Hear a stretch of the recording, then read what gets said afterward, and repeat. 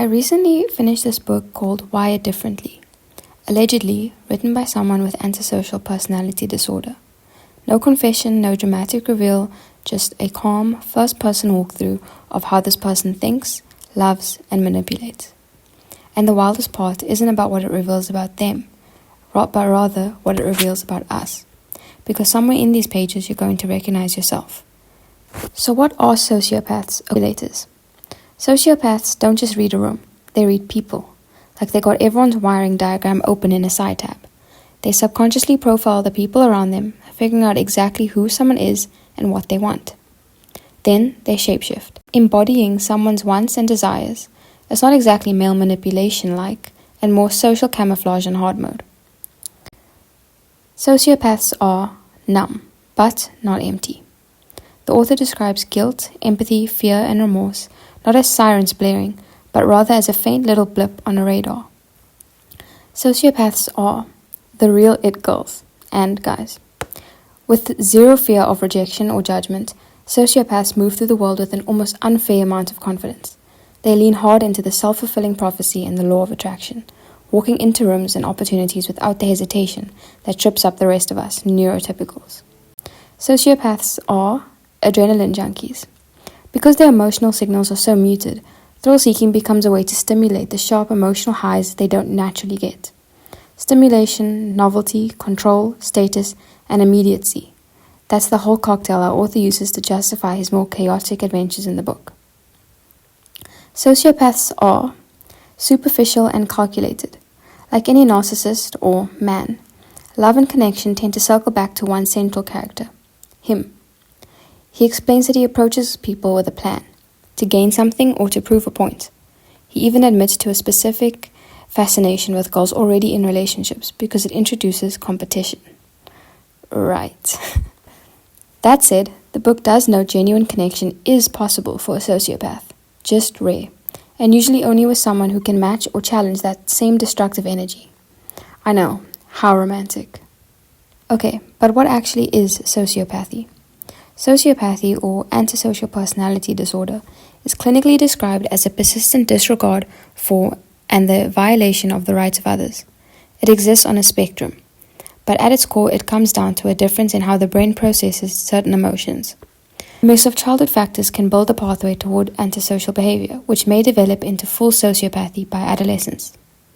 Common traits to describe a sociopath are: sociopaths are manipulative, have little to no empathy, guilt, or remorse. They have a muted fear and fight-or-flight response.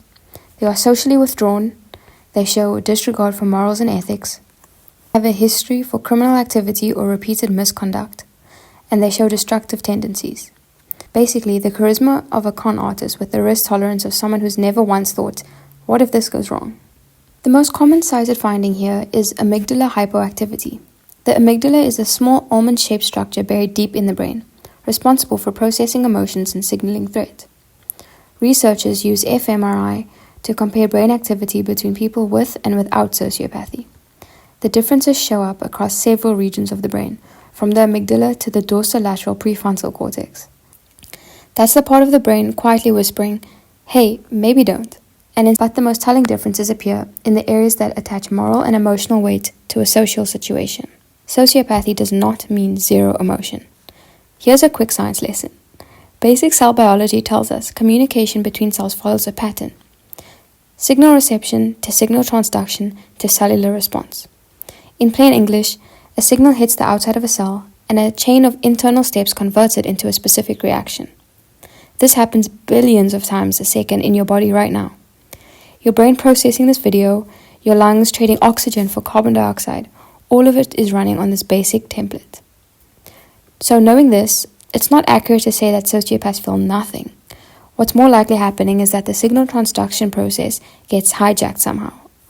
And somewhere along the way, the steps between signal and response get delayed or poorly wired. The emotion still shows up. It's just fashionably late. And because analytical and cognitive processing has a time to jump in before the emotional reaction lands, sociopaths tend to act from the head and not the heart. There's also a helpful distinction here. Empathy isn't one thing. It splits into cognitive empathy, understanding what someone else is feeling, and emotional empathy, actually feeling it with them. Sociopaths are generally missing the emotional half, but the cognitive half stays fully intact. They know exactly what you're feeling, they just don't feel it with you. Sociopathy and narcissism are frequent roommates. The dynamic duo lets sociopaths cover their tracks more smoothly, while their manipulation doubles as a nice little ego boost on the side. Here's something worth mentioning. Sociopathy isn't actually an official standalone diagnosis. It falls under the DSM-5-TR as antisocial personality disorder and can technically only be diagnosed in people over 18 who have shown a documented pattern of misconduct before the age of 15. Given how strict and honestly a little outdated that guideline is, and how understudied the condition remains overall, it's reasonable to think of sociopathy as more of a spectrum than a checkbox. There are very likely people out there living with these traits who never get flagged simply because they don't tick every box on a decades-old form. Okay, hear me out. Should we all be a little bit more like a psychopath? Here's where I'll get myself into trouble. Studies describe sociopaths as lacking a conscience, and the media loves painting them as cold-hearted villains. But reading Wired differently made me wonder if we're all a little bit too quick to write them off. Hear me out. Sociopaths move through the world largely unclouded by the cognitive biases and social anxieties that trip up the rest of us constantly. And a few things about that, honestly, are kind of admirable.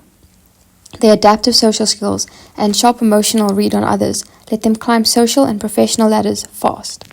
That is a genuinely useful skill set in the workplace, and an especially handy one in sales. There's also something to be said for their confidence. As the author puts it, when you remove the fear of rejection, hesitation disappears, and confidence is just what's left over, which honestly might be the simplest definition of confidence I've ever heard. So maybe the real takeaway isn't sociopaths are secretly better than us, it's this. A lot of us spend so much energy thinking, second-guessing, and staring at our own reflection when we forget to actually look up and read the room. And that's a skill worth stealing. So, are sociopaths the villains we've been told they are, or just wired for a world that the rest of us are too anxious to take advantage of?